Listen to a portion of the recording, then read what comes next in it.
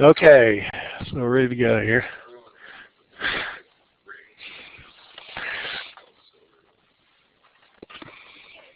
Oh, got to plug this in.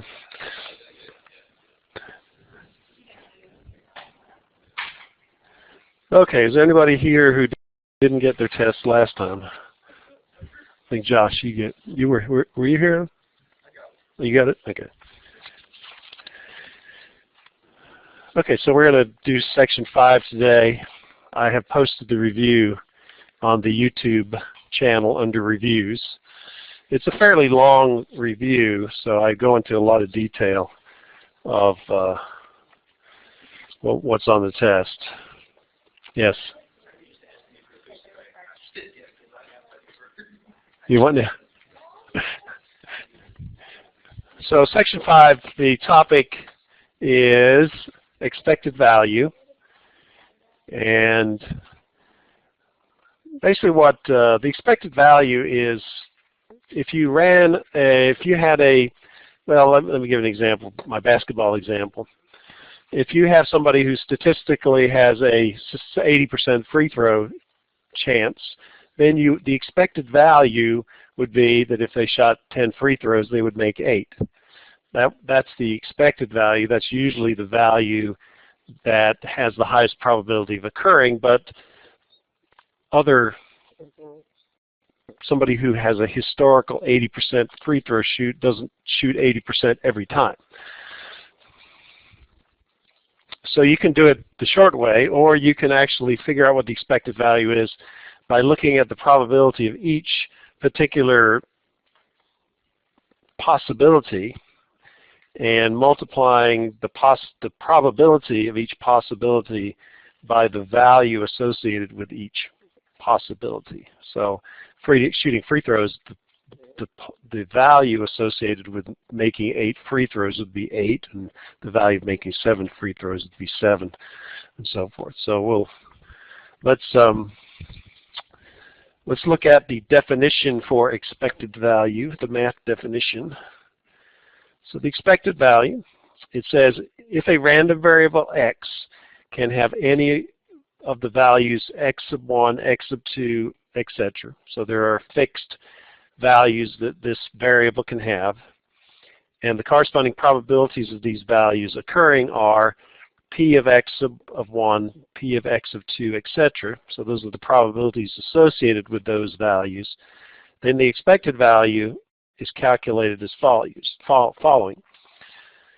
So the expected value is the value of the variable times the probability of getting that value plus the probability of another value multiplied by the probability of getting that other value. And you keep doing that, and you do it for all the particular possibilities you have. And then you add those products together, and you get the expected value. So the example I'm going to use is basketball, and I'm going to use a simple example just because I don't want to have to do a bazillion calculations. So let's say that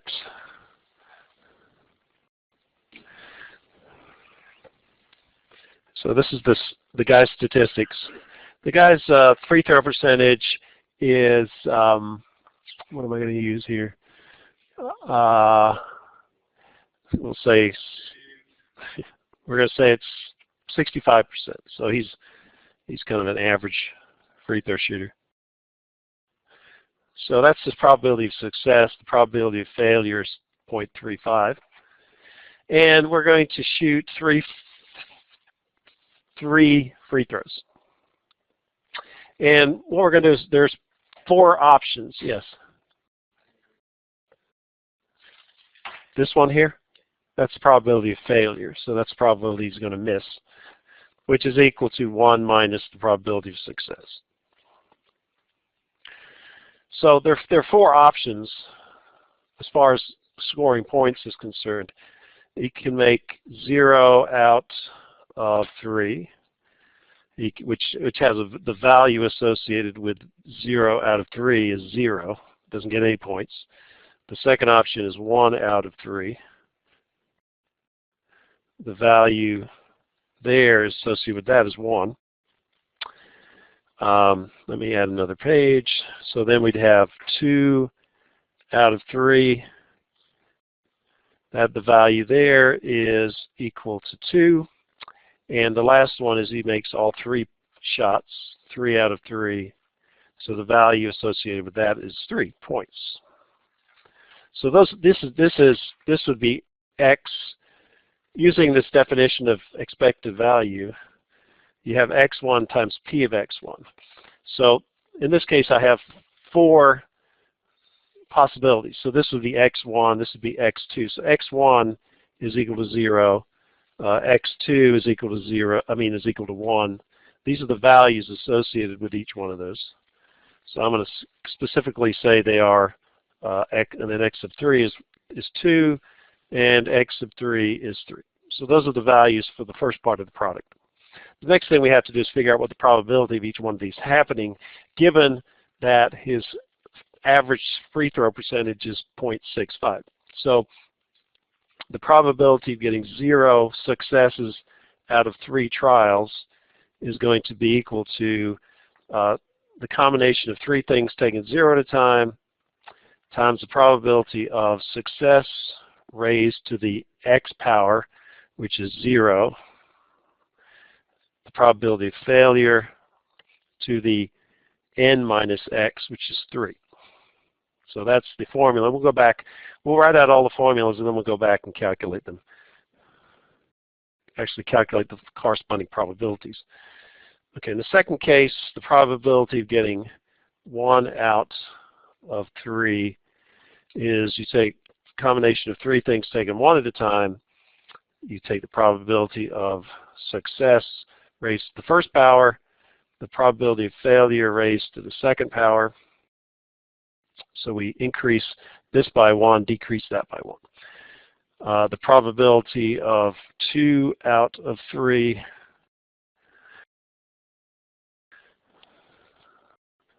so x is 2, n is 3, so it's 3 things taken 2 at a time. You take the probability of success raised to the x power, which is 2, and the probability of failure, which is the difference between these two, which is 1. And then finally, the probability of him making 3 out of 3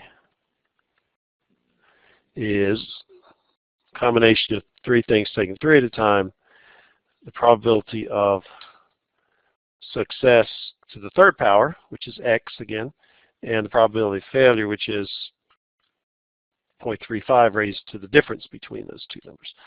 So those are all the different calculations. I'm just going to go ahead and do them. So the first one, anything taken 0 at a time or anything taken the same number is going to be 1. So in this case, this will be 1, and this will be 1. And anything raised to the 0 power is 1. So that's 1, and that's 1. So you can remember those two things. Okay, so the first calculation ends up just being 0.35 to the third power, which I get to be 0.0429. And the second one, anything taken 1 at a time, is just the number that's at the beginning, so that's going to be 3. So I'll take 3 times 0.65 times 0.35 squared. So that ends up being 0.2389. If this number is always, if 1 less than this, then it's the value here. So this is 3 again. So we're going to take, it'll be 3 times 0.65 squared times 0.35, which is 0.4436. And the final one, this is 1. So we take 1 times 0.65 to the third power, and we get 0.2746. So those are all the probabilities, and the most likely answer is 2 out of 3, which is 66%, which is close to his average. Not exactly his average, but that's the most likely outcome is his long-term average for this short-term amount. Okay, so now how do you figure out the expected value? Well, there are two ways of figuring out the expected value. The simple way, the expected value of X, one way is to take his probability of success, which is 0.65, and multiply by the number of trials. So if the number of trials was 100, he would have 65 successes on average. Now, if he only has 3 trials, then he's not going to have an integer. It's going to be something else, pretty close to an integer. But the expected value will be 1.95. The expected value doesn't have to be an integer, even though in reality it has to be an integer because he can only shoot an integer number of free throws. That just means on average he's going to make a little less than 2 out of 3 on average. So that's one way. The other way is to use this probability formula. So what you do is you take the expected value of the first case, which was 0, times the probability of making 0, which is 0.0429. Then you add the value of the second situation where he made 1 free throw times the probability of making that, which is 0.2389.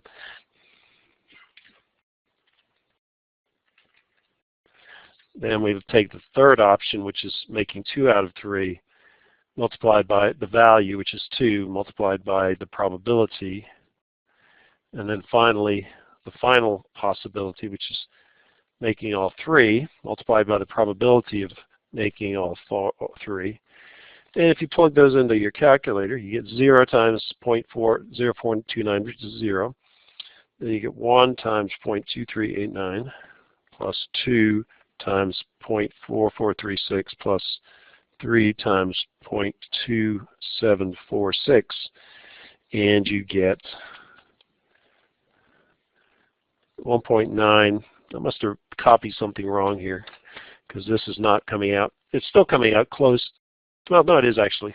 So it's 1.9499. So that's the exact expected value.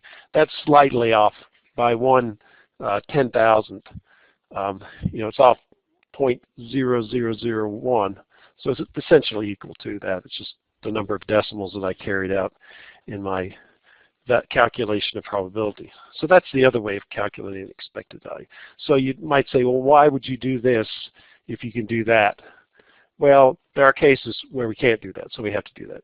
We have to do it the longer way.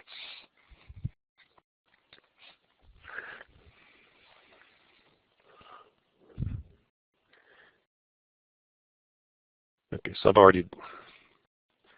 this was another example. You don't have to copy this down, but this was a little bit longer example I did in the previous year where we had not 5 free throws with this percentage, and I had to look at 6 cases. I had to look at case of making 0, 1, 2, 3, 4, and 5. Each of those had corresponding values. You can come up with the probabilities of each of those, and then you can multiply those probabilities by the values. So if you add all the probabilities together, you get 1. But if you take the value times the probability, you get the expected value. So same kind of deal. So what we're going to do is we're just going to work through some problems here that are not basketball problems, but they are they're game problems. So let me put this on one page so you can see it. So this is problem number 9. So we have a game involving the tossing of 3 fair coins, and it pays 10 cents. So what you do is to play the game, you could put in 5 cents. And then you roll 3 coins, or 1 coin 3 times. And if you get 3 heads, you get 10 cents back. So you get more back than you put in. If you get 2 heads, then you get 5 cents. Get back what you paid in. If you get 1 head, you only get 3 cents. And if you get 0 heads, you don't get any money back at all. So the question is 5 cents a fair price to pay to play this game? What does that mean? What does fair price mean? Well, fair price would mean that your expected value is the same as the amount that you paid. So over the long run, you would win as much as you lose. Well, yeah, it wouldn't be much of a game. But yeah, that's right. Yeah. Well, nobody wants to play a fair game. So, casinos in the long run, they're going to make money. The games are designed for the casino to win. There's a small subset that wins, and they get all excited and go out and tell all their friends that they won and lucky, and all the ones that lose just go home and sulk, and you never hear about that. So, there's this false sense that you can beat the house, but over the long run, you can't beat the house, and so it's not a fair game. So in this case, if you're playing the game, you would like it to be unfair in your favor, but that's not going to happen. A fair game would be, instead of a 50-50, it would be 0-100. Is that you would pay, and everybody paying $1, 100 people would play, and then the winner would get $100. And nobody would make any money, so there would be no point in doing the game, except it's kind of like an office pool. If you say it's time for basketball tournaments, you have an office pool and everybody puts money in, and the one who wins gets all the money. That's a fair game. But that's because nobody's trying to make a living off of playing the game, or nobody's trying to, get money for a charity. So most games don't have a fair price. One of the questions is the price, it's probably not fair, but is it so much slanted towards the people who are running the game that it's basically, you might as well just give them your money? And I guess I didn't win the lottery last night. I decided the other day to play lottery. I bought one ticket. I was sitting there, it was Valentine's Day, which I guess was yesterday. Was it yesterday or the day before yesterday? When was that? Day before yesterday. And I was getting some gas, and I look up and I see $300 million. And I go, it must be a sign. It was a sign. It was literally a sign. And I said, I'm going to buy one lottery ticket. So I bought it. And I didn't see any TV trucks out in front of the place where I bought the thing. So I don't even have to bother looking at it. Okay. So anyway, this is the game. So what we do is we need to figure out what the expected value is. So we have the values for each situation. What we need to do is figure out the probability. So we've got we need the probability of 3 heads. We need the probability of 2 heads. We need the probability of 1 head. And we need the probability of 0 heads. And we've done this problem before. You can do it using binomial probability, so why don't we just do that? So it's a binomial situation because it's a fair coin. It says right there fair, so that means it's 50% chance probability of winning and losing. So in this case, you take 3 things, 3 at a time, and the probability of success is 0.5. You raise that to this power, the 3rd power. The probability of failure raised to the 0 power. For 2 heads, you take 3 things, 2 at a time. Probability of success to the 2nd power. These 2 match. The difference between these 2 is that exponent. These always add up to the same number, 3, 3, etc., etc. This one's 3 things taken 1 at a time. 0.5 probability of success raised to the 1st power. Probability of failure raised to the 2nd power. And the 3rd one is going to be 3 things taken 0 at a time, multiplied by the probability of success raised to the 0 power, probability of failure raised to the 3rd power. And if you do the calculations, you'll get 0.125, 0.375, 0.375, and 0.0125. 0.125. So those are the four possibilities. If you add these 4 numbers together, you get 1. One thing about coin problems is that this second part is always the same because you've got 0.5 cubed times 1 you've got 0.5 squared times 0.5, which is 0.5 cubed.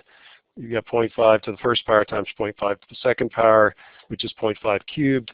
And over here you've got 0.5 to the 0 power, which is 1 times 0.5. So the only thing that changes is the first number. This second part is always 0.5 cubed, which is 0.125. So you get 0.125 times 1, 0.125 times 3, 0.125 times 3, 0.125 times 1. So that's how those numbers come about. So the expected value now, we've got the value. So let me just write the values in here. This would be x1 would be equal to 3, x2 would be equal to, no, it's not actually, it's equal to 10. So the value of getting 3 heads is 10. The value of getting 2 heads is 5. The value of getting 1 head is 3. And the value of getting 0 heads is 0. So now we just take this times that, plus this times that, plus that times that, etc. So the expected value of this game is going to be 10 times 0.125 plus 5 times 0.375 plus 5, or 3, plus 3 times 0.375 plus 0 times 0.125. And if you plug that in your calculator, you will get a number. And notice there's no shortcut way of figuring out. Well, there is actually, and I'll show you what that is, but it's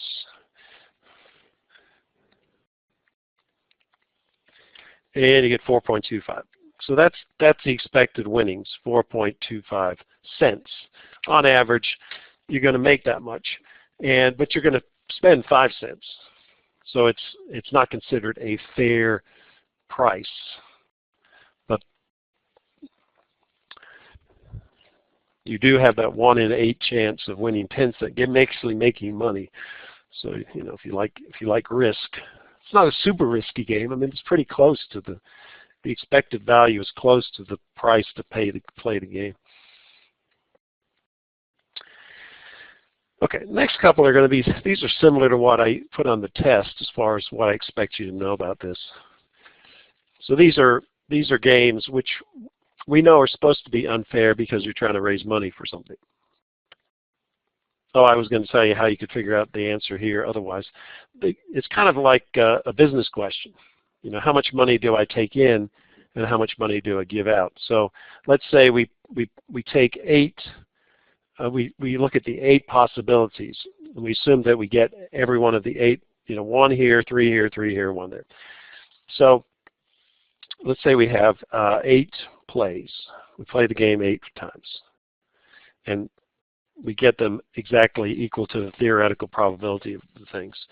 So if you put your, I'll say income, that's how much you're making by playing the game, is going to be 10. You get 10 cents for this one, which is 1. You only get 1 out of the 8 happens, you get 10 cents. 3 out of the 8, you get 5 cents. So you take 3 times 5. And then here you would have, there are 3 cases where you get 1 head. So you get 3, and you get 3 cents back for that. And then finally, there's 1 case where you get nothing. So if you add all that together, you get 10 plus 15, which is 25, 25 plus 9, which is 34. So that is how much I get by playing the game on average. My cost is, there are 8 games, and each one costs 5 cents. So I spend 40 cents. So you can see I get less back on average so my net, if I could, well, that's not really, I guess I'll call this revenue instead. Revenue. So my profit on average, my profit total is going to be 34 minus 40, which is negative 6. So each time for playing 8 times, I lose 6 cents. Actually, if I take 40 if I take, let me make sure if I'm doing this right here. Oh, if I take 34, the revenue, and divide by the number of times I play, so 34 divided by 8 is 4.25. So that's the other way of coming to the expected value for my winnings, is by taking the total revenue that I would get for playing 8 times and divide by the number of times I play, which is 8, and that gives me the same number. So that would be another way of getting the same answer. Not that I want you to do it that way, but okay, so here's the next problem. So we have a raffle, and we sell 600 tickets for $120 each. That's a little expensive for my taste. I'm good at $2, but any more than about $5 I'm not going to do. So it says, what is the expected net winnings of a person buying one of the tickets? So the way we do that is we look at the probability of winning and how much money you get for winning, and the probability of losing and how much money you spend for losing, and you add those two together like an expected value calculation, and you get a value which is essentially how much each person wins or loses on average. Not the one person, but everybody on average. So let's just do the calculation. We'll explain what it means once we get it. So this is problem 13 in your book. And it says expected net winnings. So we'll say expected net winnings. So to calculate the expected net winnings, you take the probability of winning times the value of winning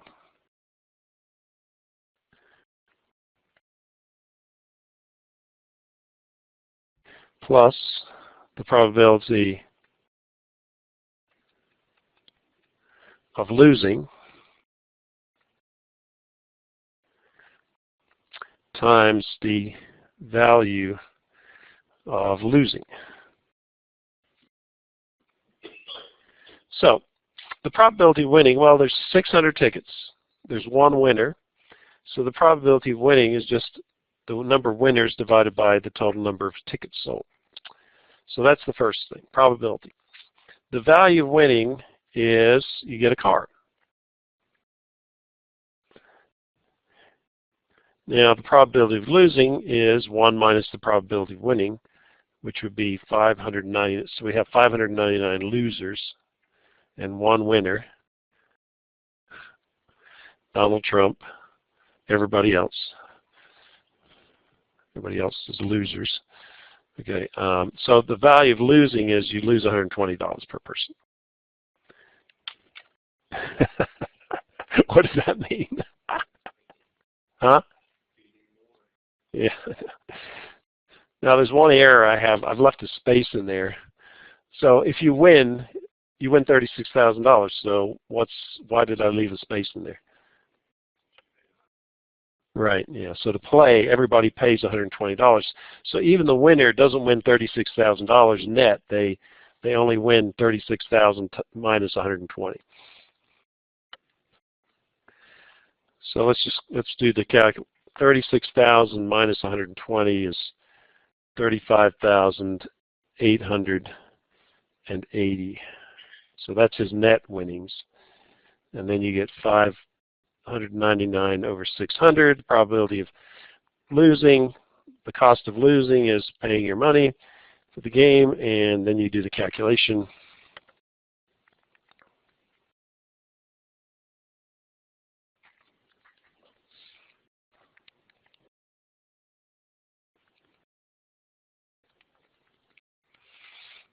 And I did something wrong again. I did this yesterday. I messed up on my entry in my calculator. I always leave off one of the numbers.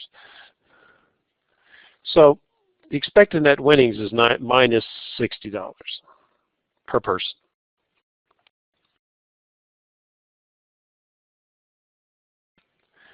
So that's the answer for the first one.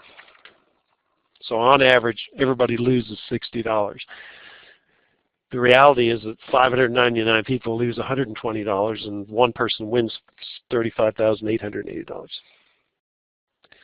So the second question is, what is the total profit for the foundation, assuming they had to purchase the car? So there's two ways of doing that. One is to use the expected net loss per person, because what is it they say? One man's trash is another man's treasure, or somebody's loss is another person's gain. So in this case, the money that the players lose, they don't burn it. It goes to the profit.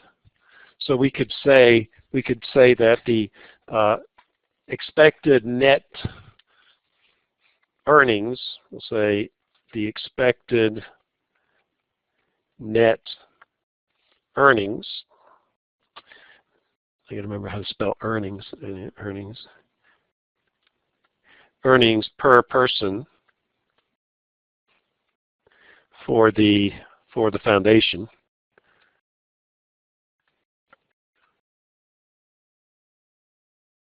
equals plus $60 per person.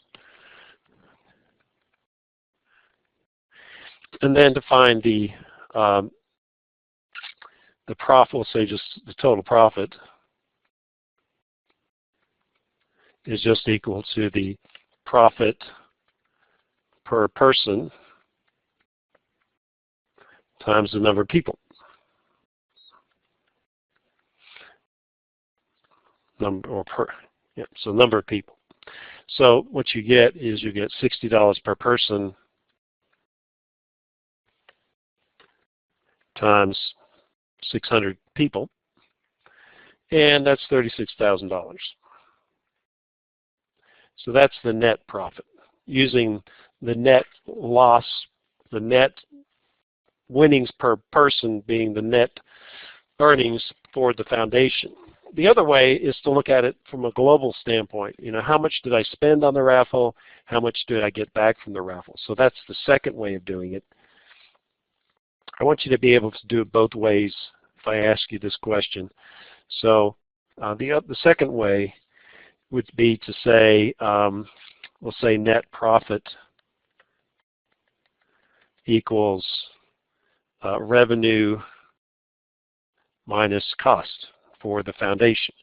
So the revenue is going to be equal to 600 people times $150 per person. Was it $120 per person? And the cost is a $36,000 car. So if you multiply the first two numbers together, you get 72,000. You subtract the cost of the car. That means the foundation is going to make $36,000, which is exactly what we got previously. So one way is looking at results per person, and the other way is just to look at the whole thing.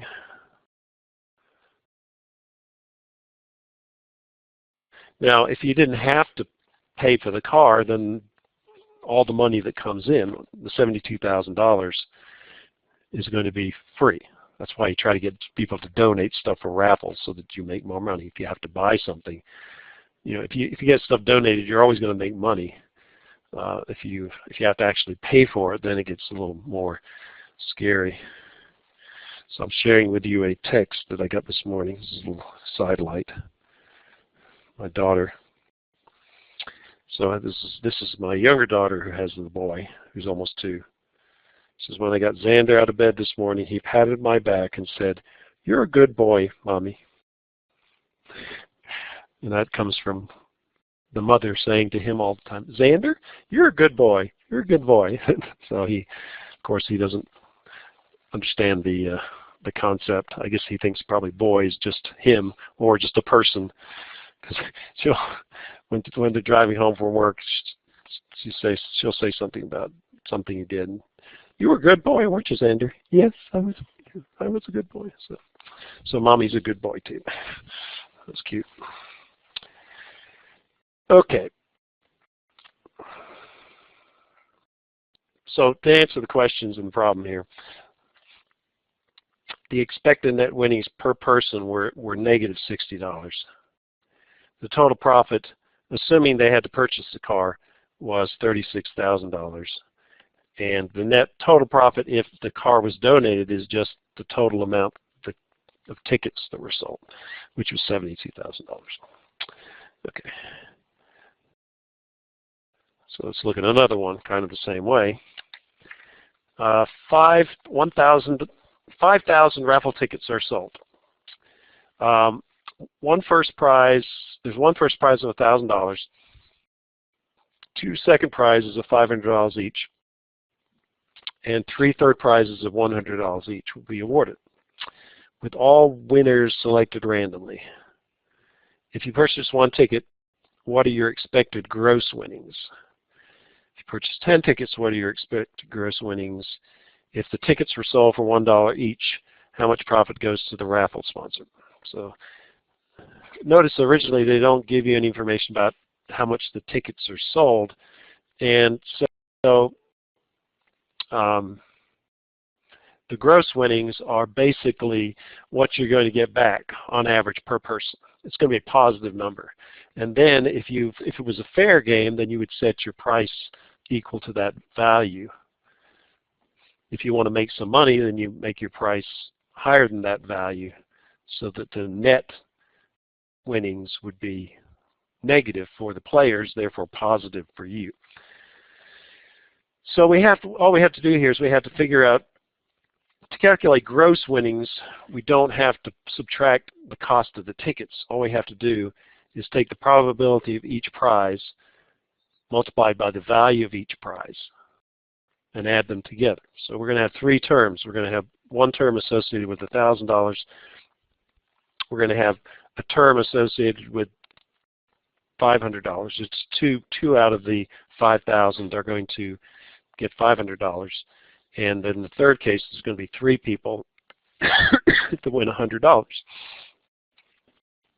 So if we want to look at expected net or gross winnings,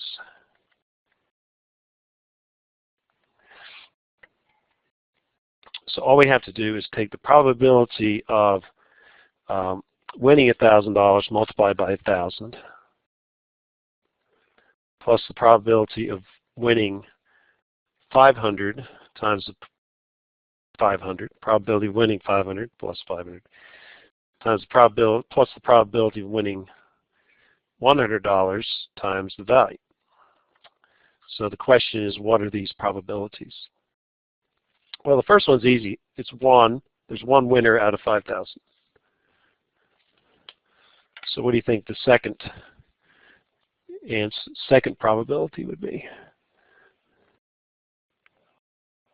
What's that? Is it 1 or 2 out of 5,000?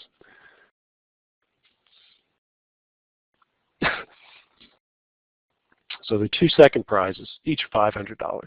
So you could kind of think,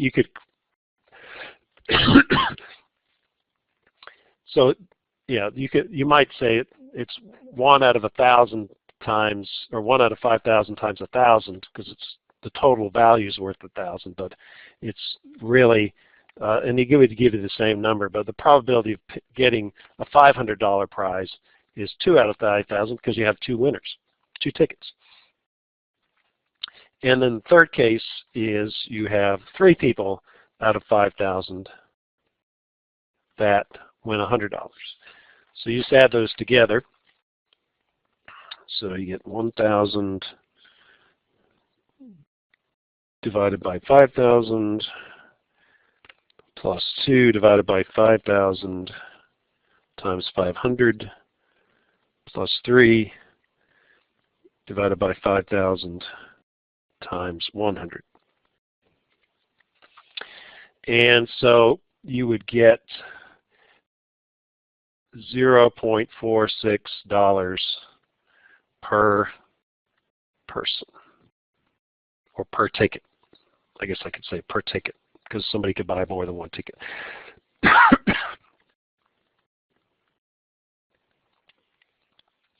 So that's the answer for the first part. The gross winnings per ticket are 46 cents. So if you purchase 10 tickets, your expected gross winnings is going to be 10 times that. It's going to be $4.60. Not per ticket, but per 10 tickets. I guess I could say 10 tickets. Now, the final one says, if tickets were sold for $1 each, how much profit goes to the raffle sponsor? So there's really two questions in that. You figure out what is the profit per ticket, and then you multiply by the number of tickets. And that will give you the total profit. So don't just subtract, you don't subtract 46 cents from $1 and it's 54 cents, and that's the answer, because that's not what they're asking. They're asking for the total, how much profit goes to the raffle sponsor. And it doesn't say per person, it says just, it doesn't, so I'm assuming that it means the total amount. So part C is, you would say, net amount to sponsor per ticket is going to be equal to $1 minus the amount that I pay out per ticket, which is $0.46, which is $0.54 per ticket. And so the total profit is going to be equal to 5,000 tickets times $0.54 per ticket. And when you multiply those together, you get 5,000 times 0.54, which is $2,700. So that's the total profit. So it's almost like a, as I say, it's almost like a 50-50 kind of, it's like playing 50-50. Has anybody ever won a 50-50? Has anybody ever played a 50-50? You can't win if you don't play, right? Nobody. I usually don't play them. You go to a basketball game and they're selling tickets. The only time I buy them is if the person selling them is somebody I know, and I'd be nice about it. But otherwise, I don't do it.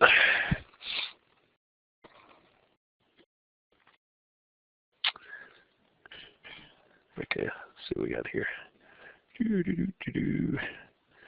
Okay, so here's another one. In a certain California city, projections for the next year that there's a 20% chance that electronics jobs will increase by 200, a 50% chance that they will increase by 300, and a 30% chance they will decrease by 800. What is the expected change in the number of electronics jobs in that city in the next year? So I'm going to let you see if you can figure that one out based on what we've done previously. So these are the probabilities. If you add 0.2 plus 0.5 plus 0.3, you get 1. So those are the three possibilities. You've got values. So you have the probabilities, you have the values. Just multiply the probabilities by the values and then add them up and make sure you use the correct sign. Increase is positive and decrease would be negative. So for you guys online, let's see what you can come up with an answer. So there's I'm going to put the other one, the previous one, on the screen here so you can kind of look at it and think about it. And then you can give me an answer.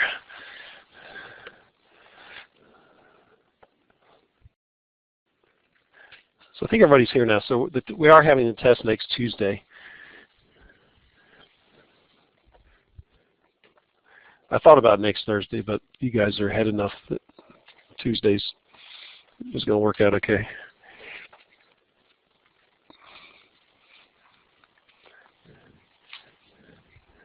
So just take your probabilities multiplied by your values, add them together, and that will give you your, somebody's working in the economic development office.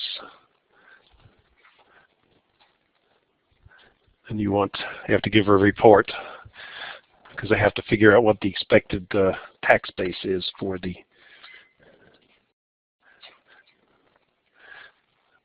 That's actually what they do. You know, I think the revenues for Virginia were down for some reason from their projections. Where the heck do they get their projections from? So you look at your sources of revenue and you think about how, you know, things like personal property tax. That's probably pretty predictable. You could estimate how many new cars you think are going to be sold, so that you have more expensive cars, so you have more tax. And then you have income tax, which that should be pretty predictable.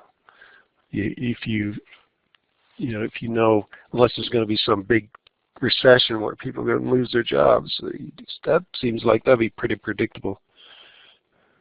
Then you got sales tax. I think that was the one that was highly unpredictable. We'll ask you that question. Why do you think that is? Okay, let's see if anybody in line's got an answer yet. Not yet. Okay, Harmony's there. Oh, good, Harmony's there. She'll give me an answer.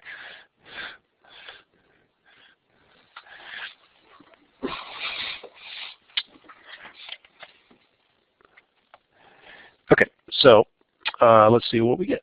So we have a 20% probability that we'll have an increase of 200 jobs. We have a 50% probability that we'll have an increase of 300 jobs. And we'll have a 30% probability that we'll have a decrease of 800 jobs. And when we put those into our calculator, 0.2 times 200 plus 0.5 times 300 plus 0.3 times negative 800, we get negative 50, which is what Harmony got. So the expected value is that they're going to lose 50 people being employed in electronics jobs over the next year.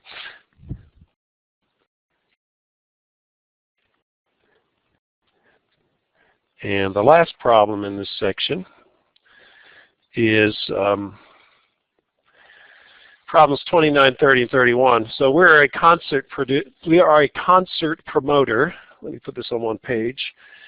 And we're trying to decide whether we want to buy some insurance for our concert. So it's like the Floyd Fest, you know. It seems like, or the West Virginia State Fair. You know, it always rains every year for the West Virginia State Fair. And yes,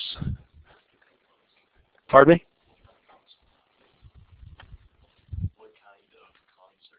Oh, what kind of concert?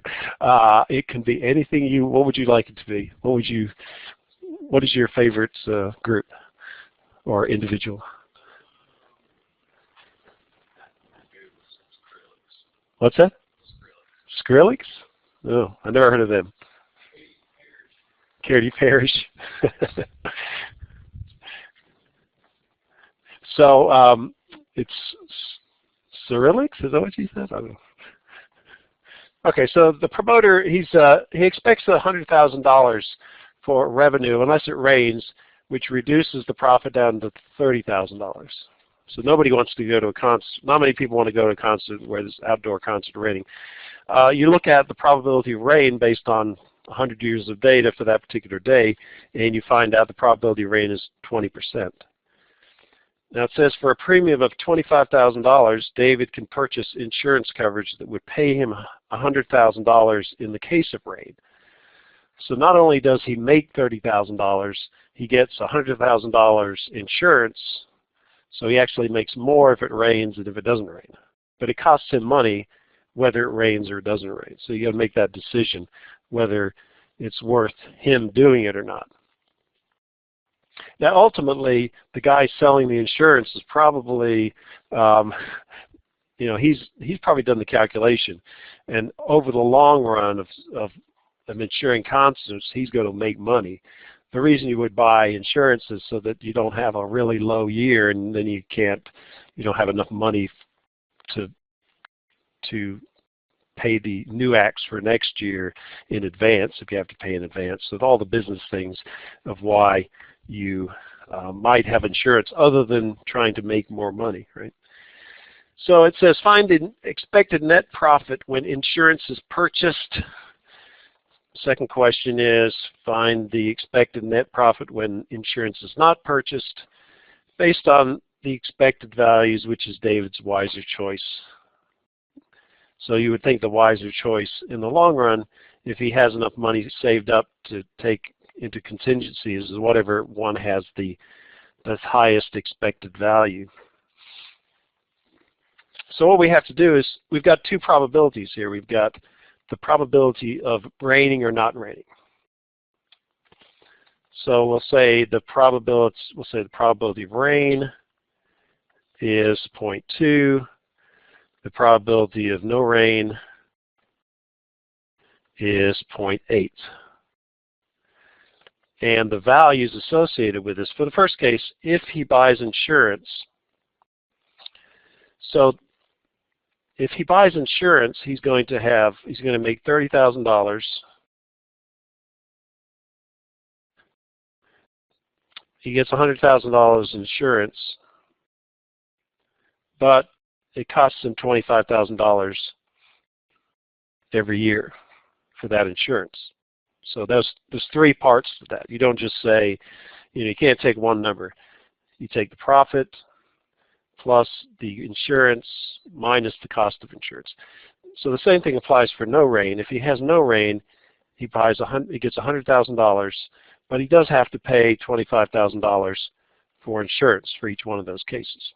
So these are the values associated with the certain probabilities. So part A, the way you do it is you take the probability of rain times the value, which in this case would be $105,000. If you do the math, you've got 30 minus 25, which is 5, plus 100 is 105. And then you take the probability of it not raining times the value associated with not raining. So we do that calculation and see what it is. That's part A.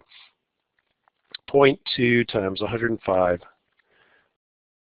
plus 0.8 times 75,000, and we get 81,000. So that's the expected profit per year. In the case of B, what happens is probabilities stay the same, but the value associated with rain is just $30,000. He doesn't buy insurance, so he doesn't have that taken off, but if he doesn't get any kind of reward if it does rain. And then you have no rain. So in that case, you get $100,000. So it's a simpler calculation. So you take the probability of rain times the value of rain, probability of not raining times the value of not raining, and we get 30,000 times 0.2 plus 0.8 times 100,000,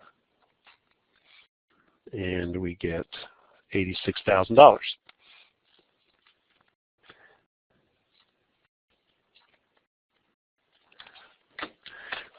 So the answer, which is the wiser choice, just from an expected value standpoint, it would be, the wiser choice would be to not buy the insurance. It's kind of like when you have an old car, when do you decide to take it off collision? Because the value of the car is smaller than the amount that you would get for the insurance. It's just, there's a trade-off period. How many people don't have collision on their cars? So how many, everybody else has collision? One thing is you have to have collision if you're still paying your car, because the insurance company wants, if they want to know if you have a car wreck that you can pay the bill. So the only time you don't, there's two things you don't worry about. One is if you you first have to pay your car off. So if you have a pay, you're never going to have. So I have paid off my car, and secondly, if it's old enough. At some point you decide that you don't want to spend the extra insurance money on collision. You're just going to keep that and hope you don't have an accident, or if you do have an accident, you'd still come out ahead anyway. So don't always assume that you should, if you ever pay for your car, think about that. There's a decision. It's not an easy decision. I mean, it's not like a formula. You stick the number in. But typically, if your car is maybe like older than 10 years old and you paid your car off, then you probably should just have comprehensive and liability, but just get rid of the collision.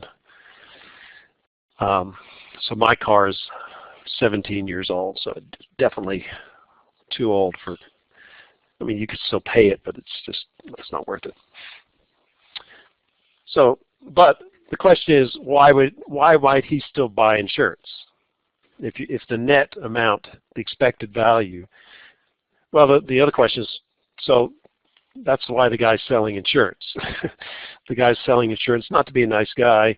He's selling it to make some money. So on average, every year, he's going to make the difference. He's going to make $5,000 a year, something like that.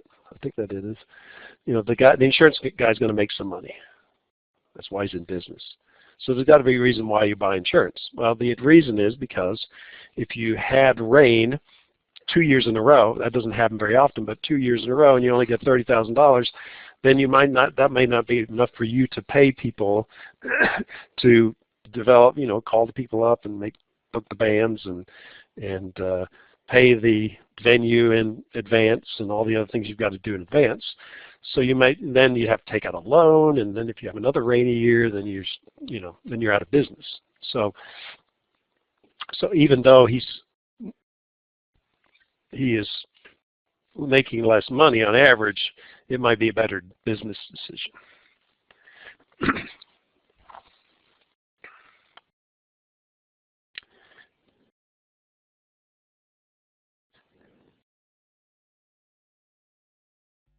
So there's the homework for section 5. So that will be due next Tuesday since we have a test.